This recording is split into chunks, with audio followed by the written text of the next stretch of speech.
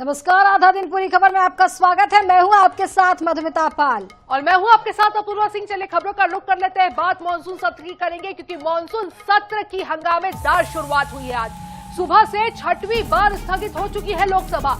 राज्यसभा की कार्यवाही भी कल तक के लिए यहां स्थगित कर दी गई है। इस वक्त बड़ी खबर निकल कर आ रही है। दिल्ली से राज्यसभा की कार्यवाही भी कल तक के लिए स्थगित की गई है। दिल्ली मानसून सत्र की हंगामेदार शुरुआत, सुबह से छठवीं बार स्थगित हो चुकी लोकसभा, राज्यसभा की कार्यवाही भी कल तक के लिए स्थगित। तो इस वक्त बड़ी खबर निकल कर आ रही है दिल्ली से। तो लगातार छठवीं बार लोकसभा स्थगित किया गया है और राज्यसभा की कार्यवाही भी आपको बता दें कल तक के लिए स्थगित कर दी गई है। तो मानसून सत्र की आज से शुरुआत हुई है और काफी हंगामेदार रहा है पहला ही दिन। सुबह से छठवीं बार स्थगित हो चुकी है लोकसभा, राज्यसभा की कार्यवाही कल तक के लिए स्थगित की गई है। इस वक्त बड़ी खबर निकल कर आ रही है। मानसून सत्र की हंगामेदार शुरुआत, सुबह से छठवीं बार स्थगित हुई है लोकसभा, राज्यसभा की कार्यवाही भी कल तक। तो चढ़ावा चोरी पेपर लीक को लेकर संसद में हंगामा देखने को मिला है। मल्लिकार्जुन खड़गे का कहना है कि जंतर मंतर पर लाठीचार्ज से बच्चों की आवाज सरकार दबा रही है। लोकसभा में भी विपक्षी सांसदों ने यहां जमकर हंगामा किया है।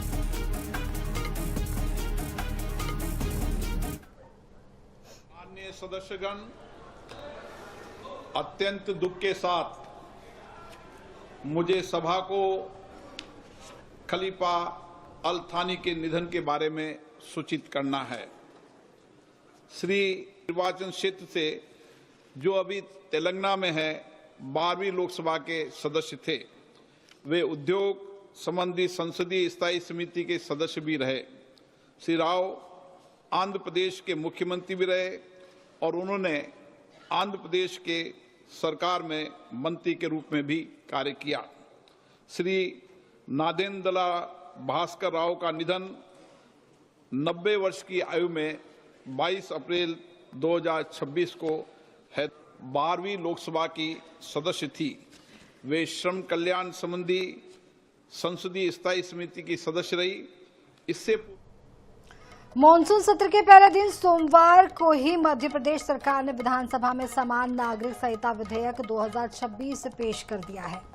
स्पीकर नरेंद्र सिंह तोमर ने कहा है कि इस पर कल चर्चा कराई जाएगी। इसके अलावा अग्निशमन सेवा, निजी विश्वविद्यालय, आयुर्विज्ञान विश्वविद्यालय, श्रम शक्ति संहिता समेत कई अन्य विधेयक भी पेश किए गए हैं।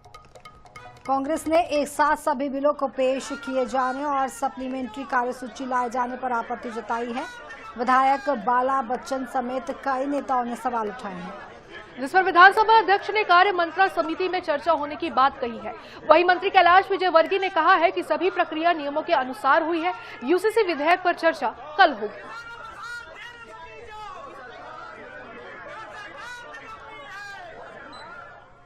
विपक्ष को कौन समझाए? ये होता रहा है और होगा। आपको चर्चा करना है, कल चर्चा के लिए तैयार रहिए। खूब अध्ययन करें, खूब पढ़ें, ठीक है कि नहीं? और जब हाँ की जीत ना की बात बोली गई थी तब कांग्रेस के किसी भी विधायक ने उसमें ना नहीं कहा। तो आप समझो ना, तो सब लोग सब अंदर पास है। बिल का जो पार्टी का निर्णय वो हमारा निर्णय। संविधान की नजर में सब एक हो, इस बिल का सभी सदस्यों ने, हर दल ने स्वागत किया जाना चाहिए।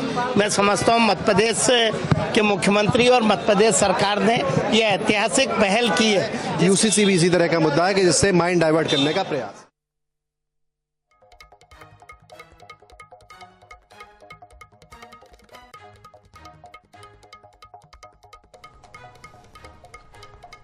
तो यूसीसी विधेयक मध्य प्रदेश विधानसभा में पेश किया गया है। चर्चा अब इस पे कल की जाएगी। कांग्रेस ने सप्लीमेंट्री कार्यसूची पर यहां पर सवाल उठा दिए। एक साथ बिल पेश करने पर कांग्रेसी ने आपत्ति जताई है। विजयवर्गीय, मंत्री कैलाश विजयवर्गीय ने प्रक्रिया को नियमानुसार बताया है। मध्य प्रदेश विधानसभा का मानसून सत्र की शुरुआत आज से हो चुकी है और एमपी विधानसभा में यूसीसी विधेयक आज पेश किया गया है।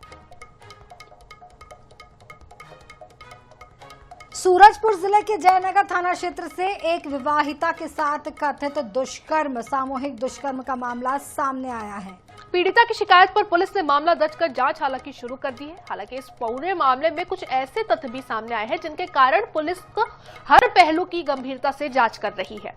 फिलहाल पुलिस का कहना है कि जांच पूरी होने के बाद ही पूरे घटनाक्रम की पुष्टि हो सकेगी। दरअसल पीड़िता ने जयनगर थाने में एक शिकायत दर्ज कराई। आरोप लगाया है कि गांव के कुछ युवकों ने उसे पानी में नशीला पदार्थ मिलाकर पिला दिया। इसके बाद उसके साथ सामूहिक दुष्कर्म किया गया। पीड़िता का कहना है कि घटना के बाद उसे होश अंबिकापुर मेडिकल कॉलेज अस्पताल में आया। शिकायत के आधार पर पुलिस ने संबंधित युवकों के खिलाफ कई धाराओं में अपराध दर्ज कर विवेचना शुरू कर दी है। जांच के दौरान एक और तथ्य सामने आया जिसने मामले को और पेचीदा बना दिया है। वहीं घटना की तिथि पर ही अंबिकापुर के मणिपुर थाने में पीड़िता के पति ने सूचना दी थी कि उसकी पत्नी ने कथित रूप से कीटनाशक दवा पी ली थी, जिसके बाद उसे उपचार के लिए अंबिकापुर अस्पताल में भर्ती कराया गया। पति ने यह भी बताया था कि इलाज के दौरान उसकी पत्नी अस्पताल से कहीं चली गई थी। इसके बाद गुमशुदा का मामला भी दर्ज हुआ। अब एक ही तारीख से जुड़ी दो अलग अलग बातें सामने आने के कारण पुलिस पूरे घटनाक्रम की कड़ियों को जोड़ने में जुटी हुई है। मामला जयनगर थाना क्षेत्र का है, जहां पर एक महिला जो है महतारी बंधन का पैसा निकालने के लिए जा रही थी। उसके गांव के ही दो युवक कार में उसे लिफ्ट दिए, जिसके बाद युवकों ने उसे ठंडा पानी दिया और महिला बेहोश हो गई। जिसके बाद महिला को जिला अस्पताल में होश आया, जिला अस्पताल अंबिकापुर में, और महिला के द्वारा जो है वहां से थाना आकर थाने जयनगर में रिपोर्ट दर्ज कराया गया कि उसके साथ में उसके गांव के युवकों के द्वारा सामूहिक दुष्कर्म किया गया। मामले में एफआईआर दर्ज कर ली गई है। देश के कई राज्यों में भारी बारिश आफत बन गई है। जम्मू कश्मीर की राजौरी और पूंछ में बाढ़ और फ्लैश फ्लड से जनजीवन बुरी तरह से प्रभावित हुआ है। किश्तवाड़ में बादल फटने से नुकसान हुआ है। जम्मू कश्मीर में लगातार बारिश से हालात गंभीर बने हुए हैं। रियासी जिले में शिनाब नदी का जलस्तर बढ़ने के बाद सलाल बांध के सभी गेट खोल दिए गए हैं, जबकि राजौरी में अचानक आई बाढ़ से निचले इलाकों में जलभराव और नुकसान हुआ है। उधर उत्तराखंड के रुद्रप्रयाग जिले में भारी बारिश के चलते भूस्खलन से केदारनाथ हाईवे बंद कर दिया गया। अलकनंदा और मंदाकिनी नदियां भी खतरे के निशान से ऊपर बह रही हैं। तो प्रशासन ने लोगों से सतर्क रहने और नदी नालों से दूर रहने की अपील की है। हिमाचल के कई जिलों में ऑरेंज अलर्ट जारी है। मध्य प्रदेश और छत्तीसगढ़ की बात करें तो यहां भी बारिश का दौर जारी है। छत्तीसगढ़ के सूरजपुर में गोबरी नदी का रपटा पुल बह गया। वहीं सलका ग्राम पंचायत में जलभराव से पंचायत भवन तक में बारिश का पानी घुस गया। तो ये अलग अलग तस्वीरें भी आपको दिखा रहे हैं। 8 तस्वीरें हैं ये देश भर के अलग अलग इलाकों से, जहां बारिश जो है इस वक्त आफत बनी हुई है।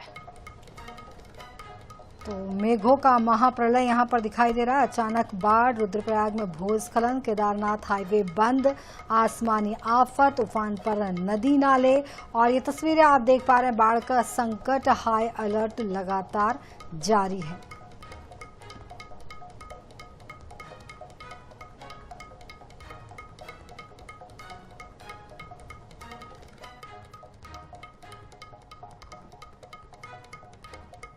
तो स्पेन ने 16 साल के लंबे इंतजार के बाद एक बार फिर फुटबॉल की दुनिया में अपना परचम लहराते हुए फीफा वर्ल्ड कप 2026 का खिताब जीत लिया है। न्यू जर्सी में खेले गए रोमांचक फाइनल में स्पेन और डिफेंडिंग चैंपियन अर्जेंटीना को 1-0 से हराकर दूसरी बार विश्व विजेता बनने का गौरव हासिल किया है।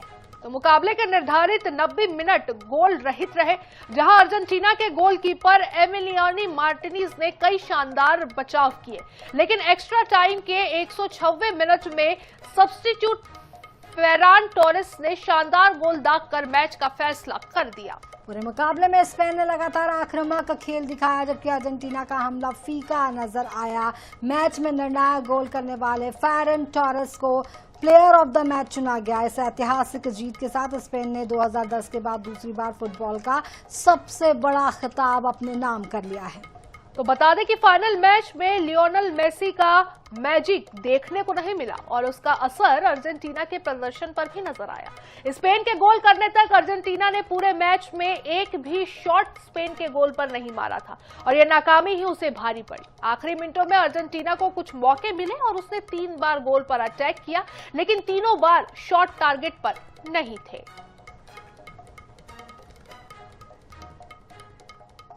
इस वक्त बड़ी खबर निकल कर आ रही है रायपुर से। राज्य पुलिस सेवा के अधिकारियों के तबादले, 92 डीएसपी, 36 एडिशनल एसपी के तबादले हुए हैं। तो गृह विभाग ने इसको लेकर आदेश भी यहां पर जारी कर दिया है। बड़ी खबर बता रहे हैं आपको, जहां 92 डीएसपी और 36 एडिशनल एसपी के तबादले हुए हैं। राज्य पुलिस सेवा के अधिकारियों के तबादले हुए हैं। और इस वक्त बड़ी खबर निकल कर आ रही है रायपुर से। आपको बता दें, गृह विभाग ने इसे लेकर के आदेश जारी किया है। 92 डीएसपी, 36 एडिशनल एसपी के तबादले हुए हैं। गृह विभाग ने इसे लेकर के आदेश जारी किया है। तो इस वक्त बड़ी खबर निकल कर आ रही है, राज्य पुलिस सेवा के अधिकारियों के तबादले की ये खबर है।